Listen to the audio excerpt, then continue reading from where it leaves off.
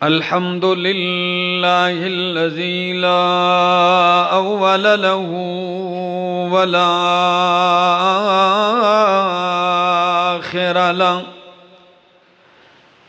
الحمد لله الذي لا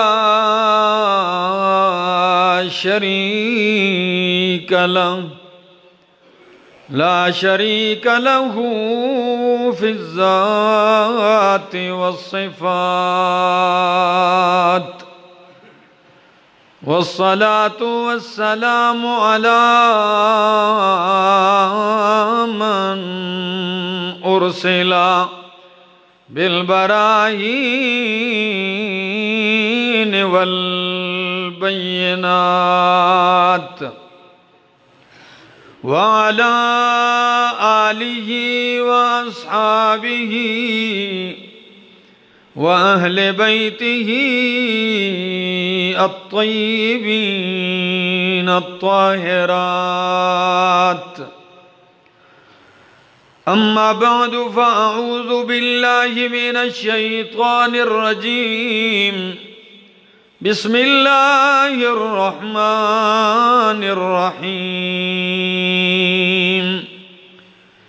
إنا أعطيناك الكوثر فصل لربك وانحر إن شانئك هو الأبتر. سبحان ربك رب العزة عما يصفون وسلام على المرسلين والحمد لله رب العالمين.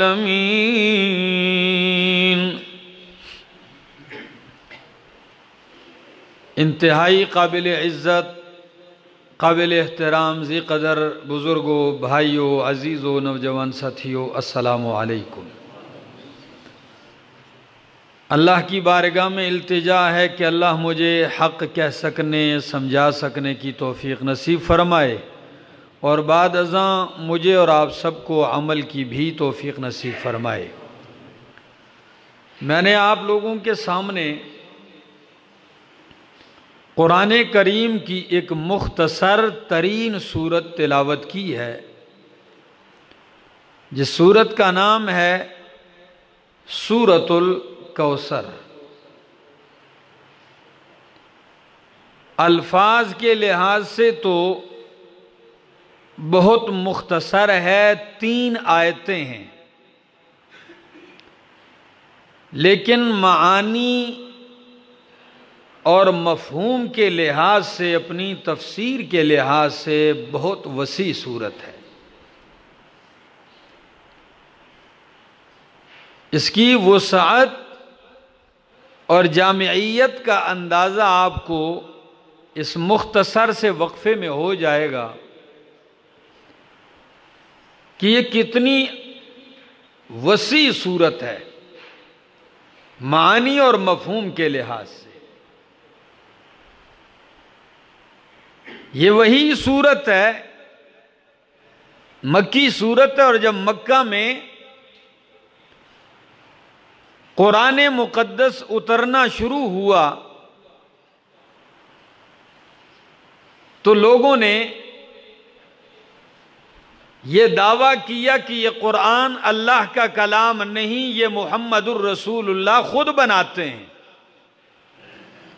رات کو سوچتے ہیں، صبح کچھ آ کے کہہ دیتے ہیں.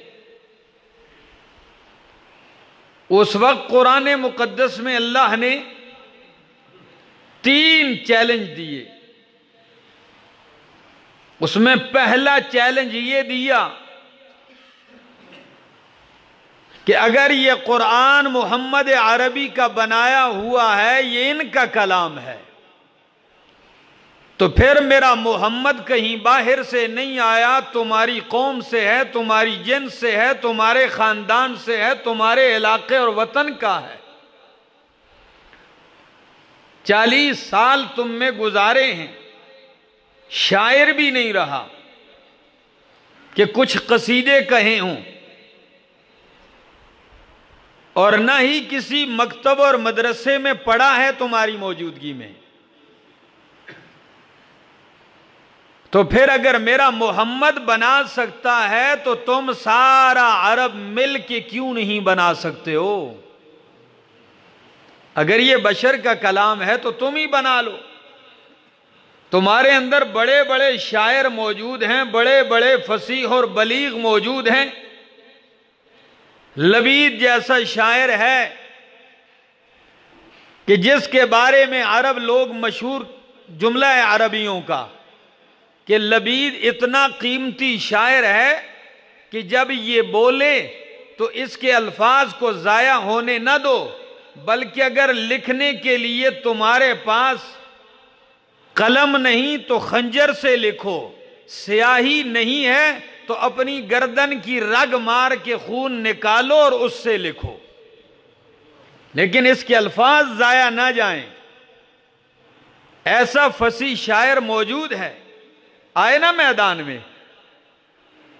صہبان بن وائل جیسا شاعر موجود ہے جس نے بالغ ہونے کے بعد زندگی بھر مکرر جملہ نہیں بولا، جو جملہ ایک دفعہ بول دیا پوری زندگی میں دوبارہ نہیں بولا، نئے نئے الفاظ۔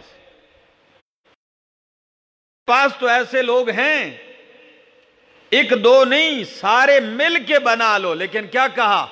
قُلْ إِنِ اجْتَمَعَتِ الْإِنسُ وَالْجِنُّ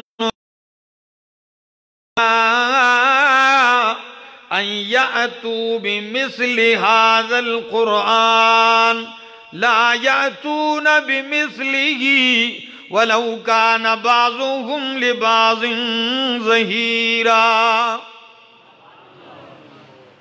میرے پیغمبر اعلان کر دیجئے اگر انسان اور جن سارے اکٹھے ہو جائیں، سارے مل جائیں اور ایک دوسرے کے ساتھ تعاون بھی کریں، کمیٹیاں بنا لیں، اکٹھے ہو جائیں، ایک دوسرے کی معاونت بھی کریں، تو فرمایا لا یأتون بمثلہ، سب کچھ کر سکیں گے، اگر نہیں ہو سکے گا تو یہ میرے قرآن جیسا قرآن نہیں لا سکیں گے، اس جیسا قرآن نہیں لا سکتے۔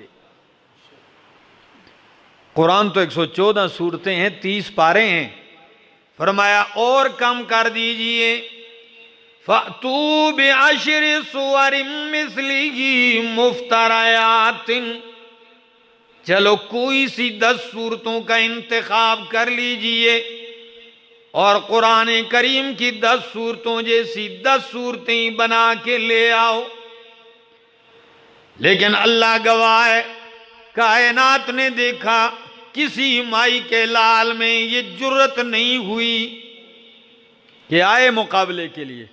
اللہ نے فرمایا چلو اور آسان کر دیتا ہوں، فرمایا قُلْ إِن كُنتُمْ فِي رَيْبٍ مِّمَّا نَزَّلْنَا عَلَىٰ عَبْدِنَا فَأْتُوا بِسُورَةٍ مِّن مِّثْلِهِ، فَأْتُوا بِسُورَةٍ، علماء جانتے ہیں سورتن کے نیچے تنوین ہے، اور یہ تنوین عربی زبان میں ویسے ہی نہیں آتی، کچھ معنی لے کے آتی ہے۔ کبھی یہ کسی چیز کو گھٹانے کے لیے آتی ہے، کبھی کسی چیز کو بڑھانے کے لیے، کبھی کسی چیز کا چھوٹا ہونا بیان کرتی ہے، کبھی کسی چیز کا بڑا ہونا بیان کرتی ہے۔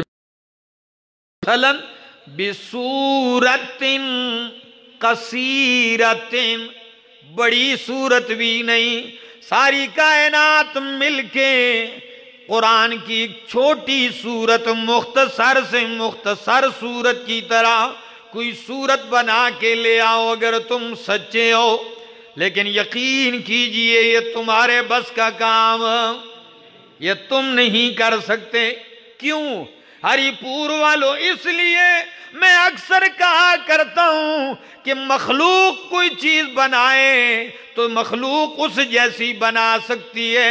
ایک کمپنی جہاز بنائے، دوسری کمپنی اس سے اعلیٰ جہاز بنا دیتی ہے۔ ایک ملک نے ایٹم بم بنایا، دوسرے نے اس سے اچھا بنایا، اس جیسا بھی بن سکتا ہے، اس سے اچھا بن سکتا ہے، لیکن میرا مالک براہ راست جو چیز بنائے اس کی طرح کوئی نہیں بنا سکتا۔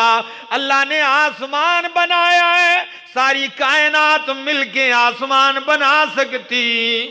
اللہ نے زمین بنائی ہے، مخلوق زمین بنا سکتی۔ اللہ نے سورج چاند بنایا ہے، ساری کائنات مل کے سورج جیسا سورج، چاند جیسا چاند نہیں بنا سکتے، زمین جیسی زمین۔ تو پھر کیوں نہیں مانتے ہو جب رب کے آسمان جیسا آسمان نہیں بنا سکتے ہو؟ حالانکہ وہ مخلوق ہے، حالانکہ وہ حادث ہے، حالانکہ وہ فنا ہونے والا ہے۔ جب آسمان جیسا آسمان نہیں بنا سکتے ہو تو رب کے قرآن جیسا قرآن کیسے بنا سکتے ہو؟ جبکہ یہ مخلوق بھی نہیں، یہ اللہ کا کلام ہے، اللہ کی صفت ہے۔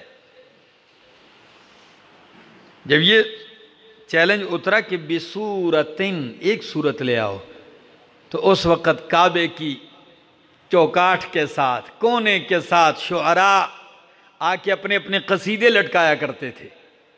یہ 7 معلقات جو ہمارے ہاں درس نظامی میں پڑھائی جاتی ہے کتاب، اس میں شاعری ہیں، یہ 10 معلقات تھے، اب بعد میں 3 ہٹا کے 7 کر دیے۔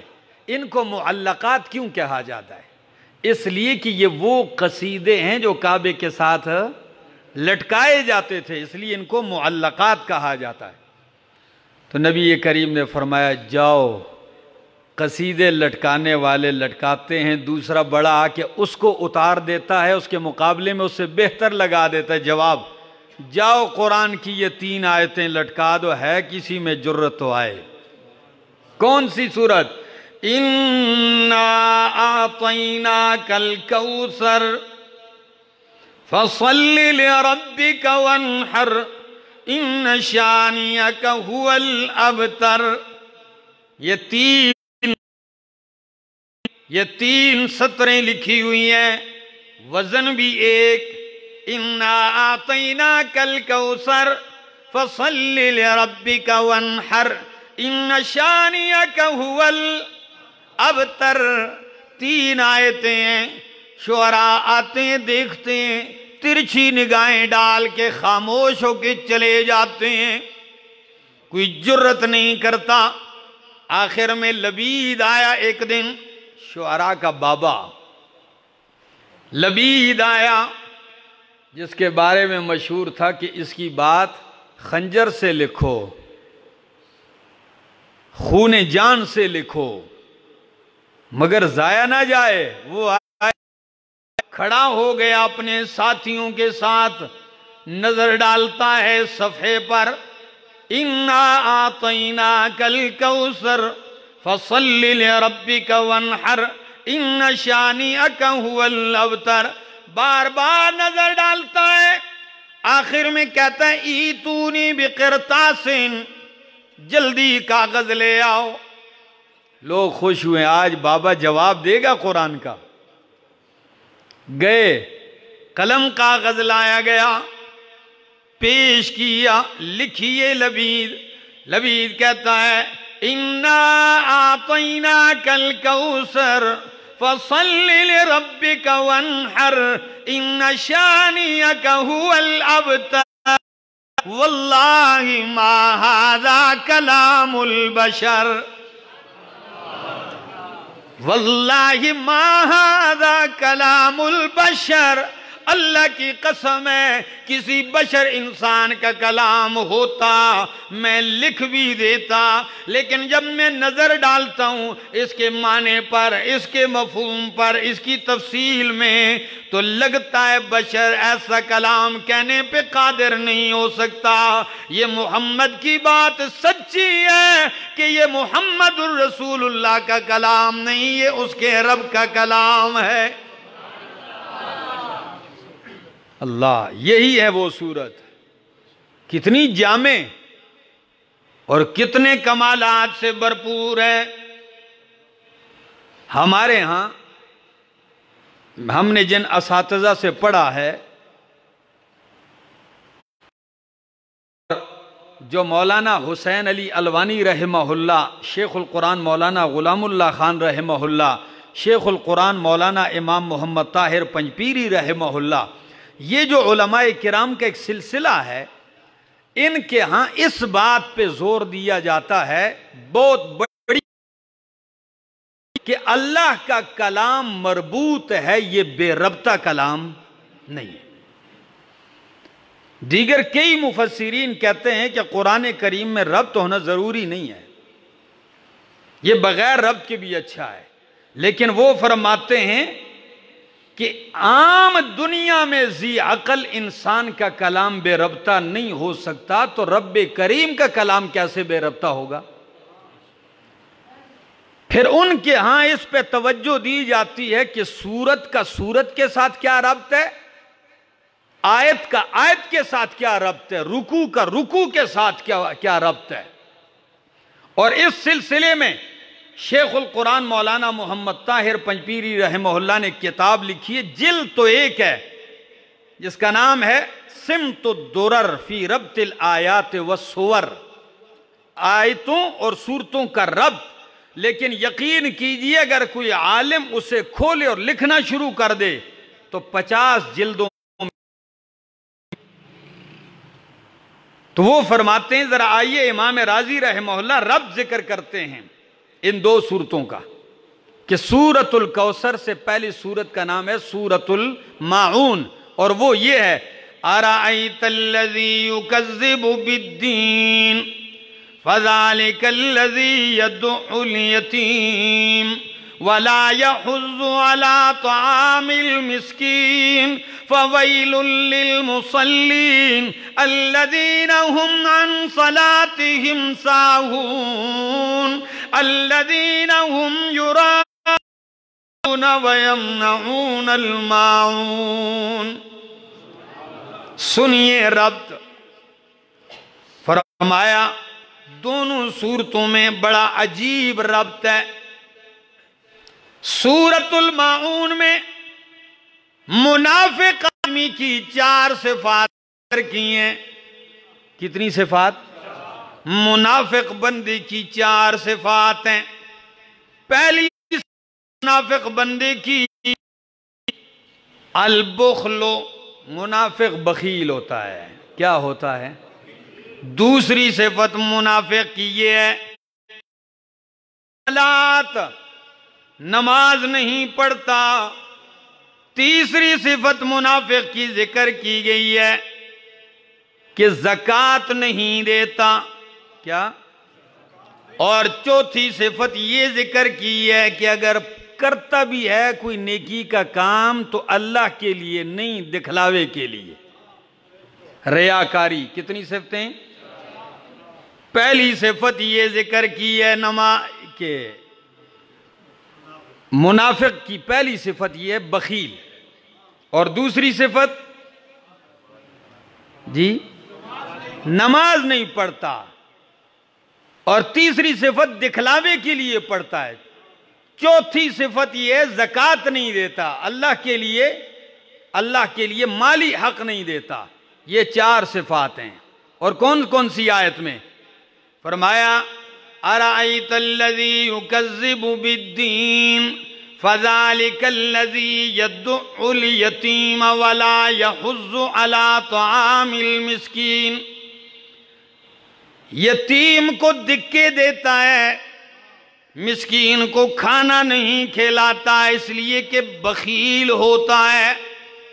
تو سورۃ الماعون میں منافق کی صفت بخل کا ذکر کیا گیا، یہاں اس کی نہیں خیر کثیر کا ذکر کیا گیا ہے.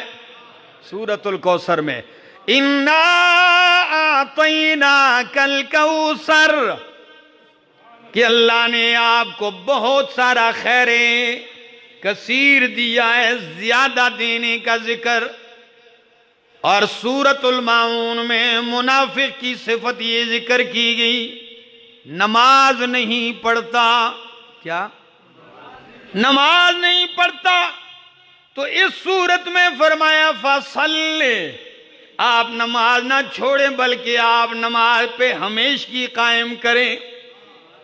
اور پہلی صورت میں منافق کی صفت ذکر کی گئی، الذین ہم یراؤون، کہ پڑھتا نہیں، اگر پڑھتا ہے تو یراؤون، دکھلاوے کی ہے۔ اور اس صورت میں فرمایا فَصَلِّ لِرَبِّكَ، نماز پڑھ دکھلاوے کے لیے نہیں، لِرَبِّكَ کس کے لیے؟ اپنے رب کے لیے۔ تین صفتیں۔ چوتھا رب، پہلی صورت میں فرمایا کہ یدعو الیتیم ولا یحض علی طعام المسکین، زکوٰۃ نہیں دیتا، مسکین کو کھانا نہیں کھلاتا، وَيَمْنَعُونَ الْمَاعُونَ، یمنعون الماعون، چھوٹی چھوٹی چیزیں بھی جو دینے کی ہوتی ہیں وہ کسی کو۔ تو اس صورت میں فرمایا منافق تو دیتا نہیں، اور آپ کی شان یہ ہونی چاہیے کہ ونحر، قربانی کیجئے، گوشت تقسیم کیجئے، وہ دیتا نہیں آپ دیں، یہ تو ربط ہوا۔ اور اس صورت کا خلاصہ شیخ القرآن مولانا غلام اللہ خان رحم اللہ کے طرز پہ بیان کرتا ہوں۔ وہ فرماتے ہیں تین باتیں سورت میں، کتنی؟ ہری پور والوں یاد کر لیجئے، وہ کہتے ہیں تین باتیں ہیں، ایک انعام مصطفیٰ، نمبر دو پروگرام مصطفیٰ، نمبر تین انجام دشمنان مصطفیٰ۔ اللہ، کتنی باتیں یاد ہو جائیں گی؟ پہلی بات اس صورت میں انعام مصطفیٰ، دوسری بات پروگرام مصطفیٰ، اور تیسری بات انجام دشمنان مصطفیٰ۔ تو آئیے پہلی بات کرنے لگا ہوں۔ انعام مصطفیٰ کیا ہے؟ فرمایا اِنَّا اعطیناک الکوثر، میرے پیغمبر میں نے آپ کو کوثر عطا کر دیا ہے۔ کیا عطا کیا ہے؟ کوثر عطا کیا ہے۔ قربان جاؤں، لفظ بڑا عجیب استعمال کیا ہے، کوثر فوعل کثیر سے ہے، کثیر بھی زیادہ کو کہتے ہیں، اسی سے اور بڑھا دیا کوثر۔ اب اس کا مصداق کیا ہے؟ 16 اقوال امام قرطبی نے نقل کیے ہیں اپنی تفسیر میں کہ کوثر کا پہلا حوض کوثر، کیا چیز؟ ہاں، حوض کوثر کیا ہے؟ نبی کریم نے فرمایا قیامت والے دن میدان محشر میں میرا حوض لگا ہوگا، حوض کوثر لگا ہوگا، جس کا پانی شہد سے زیادہ میٹھا ہوگا، دودھ سے زیادہ سفید ہوگا، برف سے زیادہ ہوگا، اور جس خوش نصیب کو میرے ہاتھوں سے ایک دفعہ جام نصیب ہو گیا، قیامت کی اتنی گرمی میں اس کو پیاس نہیں لگے گی۔ من شرب منہا لم یظما ابدا، 50,000 سال کا دن ہے، اس گرمی میں اسے پیاس نہیں لگے گی۔ یہ حوض کوثر اللہ نے مجھے عطا کیا ہے۔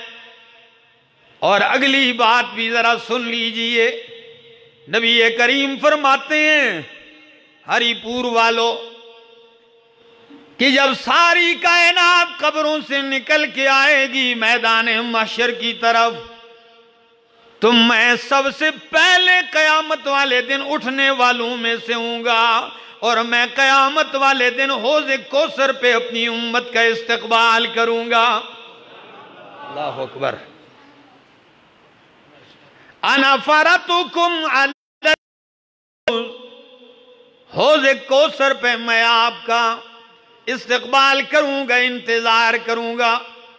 اور جب میری امت کے لوگ آئیں گے، فرمایا یا رسول اللہ آپ کس طرح پہچانیں گے اتنی خلقت میں کہ یہ آپ کی امت ہے؟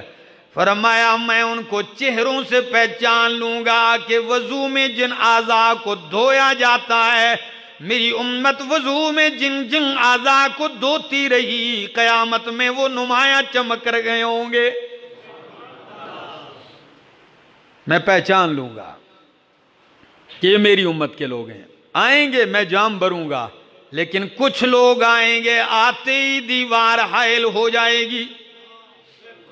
میں میری امت میں سے ہے، من امتی، اللہ یہ تو میرا امتی ہے. تو جواباً ارشاد ہوگا انک لا تدری ما احدثوا بعدک. اللہ کے پاک پیغمبر ہے تو آپ کا امتی، لیکن آپ کے ہاتھوں سے جام کوثر سے محروم ہو گیا، اس لیے کہ آپ کے آنے کے بعد آپ کے دین کا حلیہ بگاڑ کے رکھ دیا تھا. نئی نئی چیزیں بیچ میں شامل کر دی، بدعات. جس طرح آج تک لوگوں کا یہ سلسلہ جاری ہے، ہر سال دین میں نیا نیا اضافہ کرتے ہیں. ٹھیک ہے نا؟ دین کے نام پہ دین میں اضافہ کیا جا رہا ہے. تو اللہ کے حال میں آ کے کہیں گے سحقن سحقن سحقن لمن غیر دینی، دوری ہو رحمت سے دوری ہو ان کے لیے جنہوں نے میرا دین بدل دیا. تو انا اعطیناک الکوثر، میں نے آپ کو کیا دے دیا؟ بولو کوثر دے دیا. پتہ ہے یہ جملے کب کہیں ہیں؟ یہ اس وقت کہے ہیں جب نبی کریم کا لخت جگر عبداللہ فوت ہو گیا تھا. نبی علیہ السلام کا بیٹا فوت ہو گیا تھا. تو کافروں کے بڑے بڑے سرداروں نے کہا، آپس میں میٹنگ کی، بس بس پریشان ہونے کی ضرورت نہیں، ابھی ان کا مشن ختم ہو جائے گا، اس لیے کہ ان کی اولاد نہیں ہے، نرینہ اولاد نہیں ہے. ان محمدن بوتیرا، آپ کی نسل ختم ہو گئی، کٹ گئی، آپ کی اولاد نہیں ہے، مشن رک جائے گا. تو اللہ نے جواباً تسلی دی.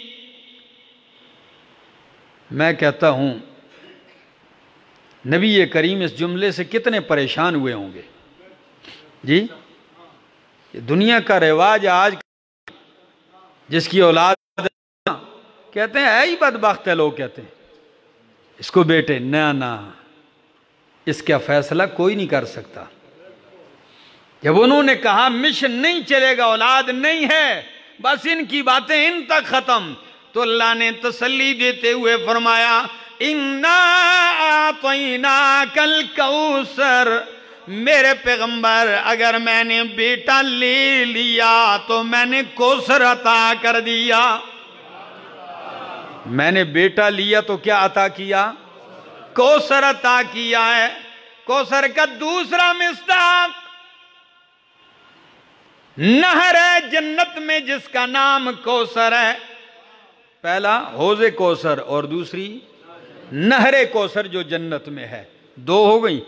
تیسرا مصداق کہ میرے پیغمبر اگر میں نے آپ سے بیٹا لے لیا، صلبی بیٹا، جسمانی بیٹا لے لیا، تو میں نے آپ کو کوثر عطا کر دیا، ابو بکر، عمر، عثمان و حیدر جیسے. آپ کا مشن کیسے رکے گا؟ یہ کوثر ہیں آپ کا. اور تیسرا مصداق انا اعطیناک الکوثر، میرے پیغمبر اگر بیٹا لے لیا تو کوثر میں نے آپ کو قرآن دے دیا. قرآن کوثر ہے. کیا ہے؟ کوثر ہے.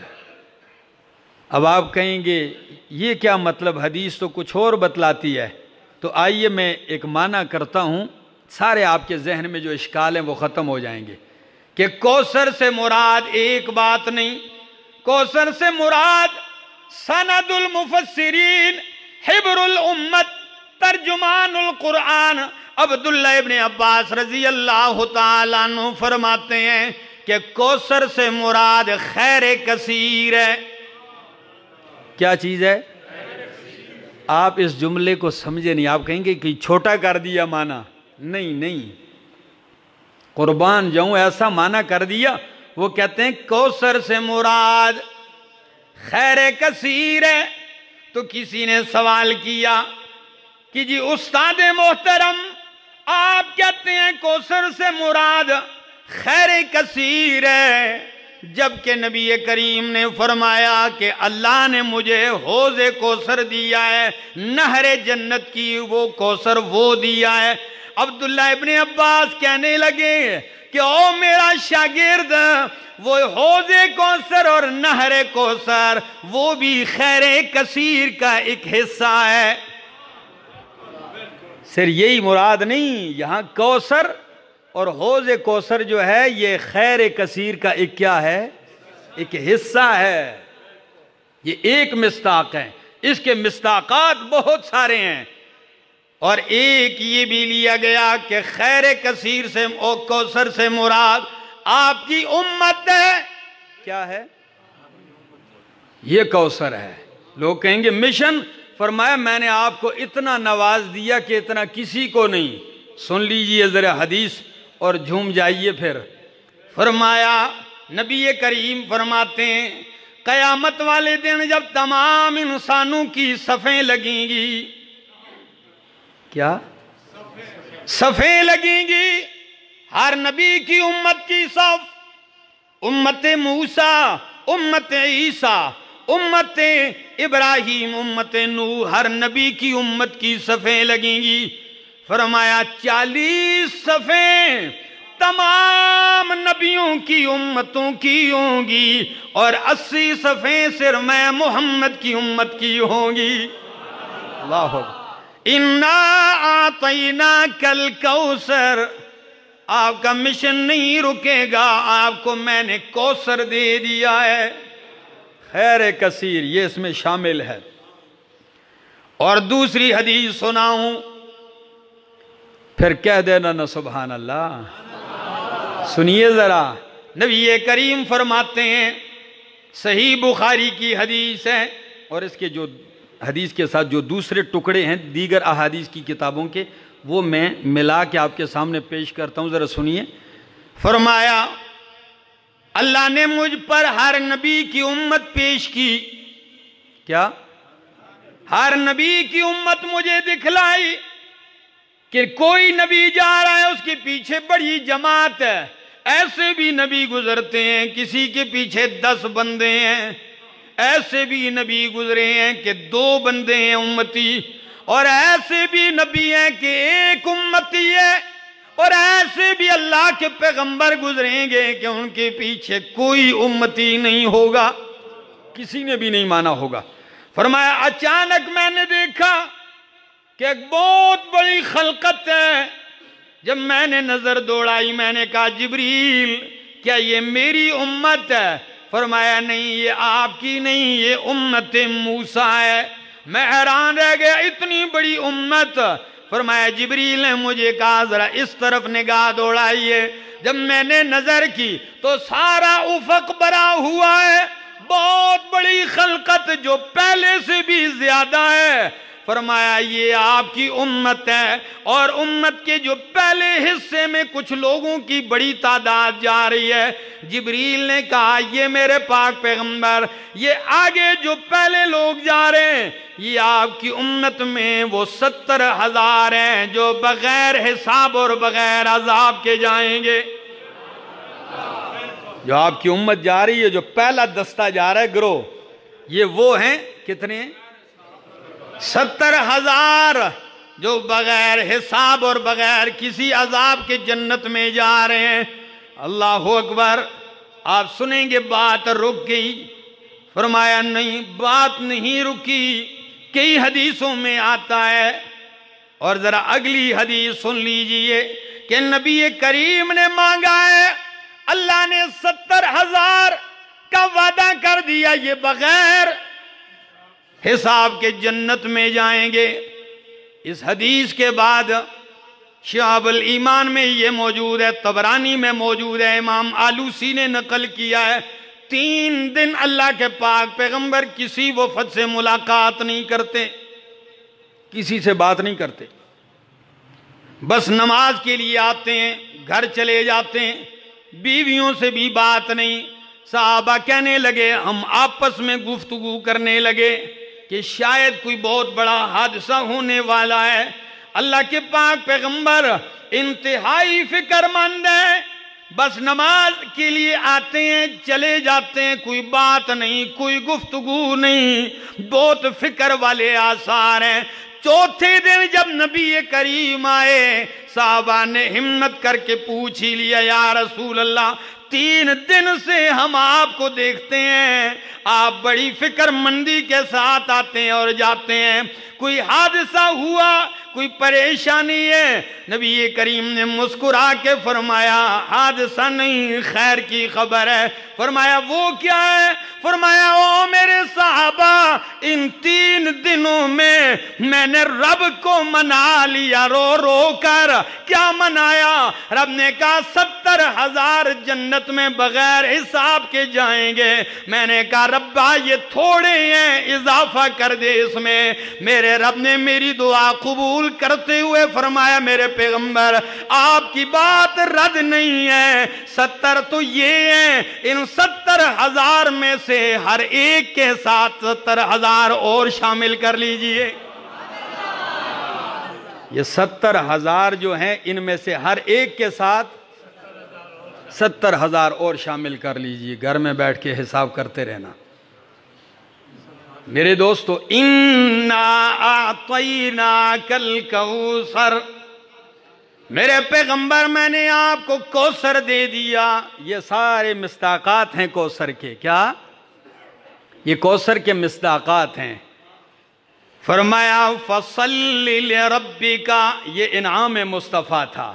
تو اب دوسری بات، پروگرام مصطفیٰ، فَصَلِّ لِرَبِّكَ، نماز اپنے رب کے لیے پڑھ۔ کیا مطلب ہے؟ نبی علیہ السلام نعوذ باللہ نماز نہیں پڑھتے تھے؟ نہیں، اس میں اصل مقصد ایک اور بات ہے۔ وہ کیا ہے؟ جس طرح آپ کسی سے کہتے ہیں نا نماز کھڑے ہو کے پڑھو، تو اس کا مطلب یہ نہیں کہ وہ نماز پڑھتا نہیں تھا، پڑھتا تو پہلے بھی تھا، لیکن اس کے ساتھ شرط کیا لگا دی؟ کھڑے ہونے کی۔ تو فَصَلِّ لِرَبِّكَ، نماز اپنے رب کے لیے خاص کر۔ توحید کی بات، اور نماز سے مراد یا صرف نماز ہی نہیں، ساری بدنی عبادتیں ہیں کہ میرے پیغمبر بدن کی ساری عبادتیں کس کے لیے کر؟ اللہ کے لیے، اپنے رب کے لیے۔ وَانْحَرْ، اور قربانی، مالی عبادت بھی کس کے لیے کر؟ آپ کا مشن یہ ہے، آپ کا پروگرام یہ ہے، قُلْ إِنَّ صَلَاتِي وَنُسُكِي وَمَحْيَايَ وَمَمَاتِي لِلَّهِ رَبِّ الْعَالَمِينَ۔ میرے پیغمبر کہہ دیجئے میری نماز، میری قربانی، میری زندگی، میرا مرنا جینا کس کے لیے؟ اللہ کے لیے ہے۔ یہ آپ کا پروگرام ہے، یہ پھیلائیے۔ اور تیسری بات، جب انعام بھی ہو گیا، آپ کا پروگرام بھی چل گیا، جب اس پروگرام پہ چلو گے تو پھر آپ کے دشمنوں کا انجام یہ ہوگا۔ فرمایا اِنَّ شَانِئَكَ هُوَ الْأَبْتَرُ، آپ کا دشمن ہی دم بریدہ اور دم کٹا ہوگا۔ آپ کا ذکر خیر نہیں رکے گا، آپ کے دشمن کا ذکر خیر رک جائے گا۔ کوئی بتا سکتا ہے آج کس دنیا میں کوئی کہنے والا ہو جو کہے جی میں ابو جہل کی نسل سے ہوں؟ جی بولیے۔ کوئی دوسرا ہو، کوئی تیسرا ہو جو کہتے اتنے اتنے بیٹے ہیں، لیکن میرے پیغمبر کا خاندان اس وقت بھی پوری دنیا میں پایا جاتا ہے۔ آپ کا دشمن ہی دم کٹا اور دم بریدہ ہوگا، آپ کی نسل چلتی رہے گی، آپ کی نسل نہیں کٹے گی۔ فرمایا ان شانئک ھو الابتر، یہ تو میں نے شیخ القرآن مولانا غلام اللہ خان رحم اللہ کے طرز پہ خود خلاصہ ذکر کیا۔ اب میں اپنے استاد کے استاد شیخ القرآن مولانا محمد طاہر پنجپیری رحم اللہ کے طرز پہ ذکر کرتا ہوں۔ وہ فرماتے ہیں اس صورت میں اللہ نے دو باتیں کہی ہیں۔ کتنی؟ اور دونوں پنڈی والے شیخ اور پنجپیر والے شیخ دونوں کے استاد بھی ایک ہیں، دونوں نے اس ملک میں کام کیا ہے۔ لیکن قربان جاؤں، ایک کہتے ہیں 3 باتیں خلاصہ اور دوسرے کا انداز 2 باتیں ہیں۔ وہ کیا ہیں؟ وہ فرماتے ہیں، اور 2 نہیں بلکہ 4 کہہ دو آسانی کے لیے، وہ فرماتے ہیں سورت کا خلاصہ یہ ہے، اللہ فرماتے ہیں میرے پیغمبر 2 کام آپ میرے لیے کریں، 2 کام میں آپ کے لیے کر دوں گا۔ عجیب خلاصہ ہے، 2 کام آپ میرے لیے کر دیں اور 2 کام میں آپ کے لیے کر دوں گا۔ کیا؟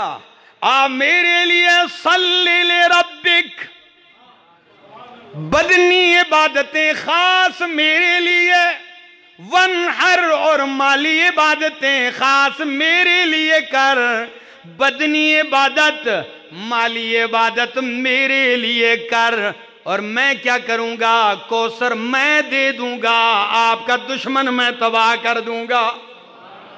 یہ 2 مجھ سے لے لو۔ اللہ اکبر، خدا کی قسم اللہ پاک نے ان کو قرآن کی ایک سمجھ سے نوازا تھا، ایک فہم سے نوازا تھا۔ پشتون بیلٹ میں آپ افغانستان دیکھ لیں، خیبر پختونخوا کے سارے علاقے، اس شخصیت نے محنت کی ہے، اور علماء ہی نہیں لاکھوں کی تعداد میں علماء کو بھی پڑھایا، لیکن انداز سمجھانے کا ایسا تھا کہ اگر رکشہ کا ڈرائیور بھی تھا، تانگے والا بھی تھا، گاڑی کا ڈرائیور بھی تھا، پکوڑے تلنے والا بھی تھا، تو اس کو اتنا قابل بنا دیا قرآن سمجھا کے کہ وہ دن کو مزدوری کرتا اور رات کو رب کا قرآن بیان کرتا تھا۔ یہ ایک محنت تھی۔ اس ملک میں ہم بھی یہی دعوت دیتے ہیں، لوگوں خدا کے لیے قرآن کے دروس عام کرو۔ آپ دیکھ لیں کتنی مسجدوں میں درس ہوتا ہے، بس نماز پڑھی چلے گئے، سلام پھیرا چلے گئے، اپنا اپنا کام سنبھالا ہوا ہے۔ ہر بندے نے اللہ کی کتاب کو صرف مسجد میں اس لیے رکھا ہوا ہے جی شادی والے دن دلہن کے ساتھ جائے گا، ہاں کوئی مر جائے تو جنازے کے ساتھ جائے گا، کوئی جھگڑا ہو جائے تو قرآن قسم اٹھانے کے لیے ہوگا، یا پھر تعویذ کے لیے ہوگا۔ کون تھا جس نے قرآن کو ہاتھ میں کہا لوگوں آؤ قرآن سمجھو؟ تو بات کہہ رہا تھا کہ کتنی باتیں؟ 4 باتیں ہیں، اور اگر پوری صورتوں کو آپ پیچھے سے یوں دیکھ لیں تو اس صورتوں میں کمال یہ ہے، فرمایا میرے پیغمبر ما ودعک ربک وما قلی وللآخرۃ خیر لک من الاولی، آپ کا ہر آنے والا لمحہ میرے حبیب گزشتہ سے بہتر ہوگا۔ وَلَسَوْفَ يُعْطِيكَ رَبُّكَ فَتَرْضَىٰ، آپ کو آپ کا رب دے گا یہاں تک کہ آپ راضی ہو جائیں گے۔ آپ کو آپ کا رب دے گا، کتنا دے گا؟ کہاں تک دے گا؟ حَتَّى تَرْضَىٰ، تاکہ آپ کیا ہو جائیں گے؟ راضی ہو جائیں گے۔ ادھر فرمایا رب دے گا کہ راضی ہو جائیں گے، یہ نہیں بتایا کیا دے گا۔ اس صورت میں بتا دیا کہ اِنَّا أَعْطَيْنَاكَ الْكَوْثَرَ، خیر کثیر،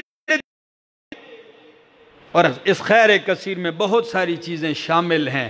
اللہ سے دعا ہے اللہ عمل کی توفیق عطا فرمائے، اللہ قرآن کریم کی سمجھ نصیب فرمائے۔ ہم انشاءاللہ اپنے یہاں مسجد میں ماہانہ درس کا آغاز کرتے ہیں ان قریب، تو تمام حضرات جو ہی آپ کو سوشل میڈیا کے ذریعے پیغام ملے گا، جو یہاں کے قریب لوگ ہوتے ہیں یا مہینے میں ایک دن ہے تو آپ لوگ کوشش کریں آ جائیں اللہ کی کتاب کے لیے۔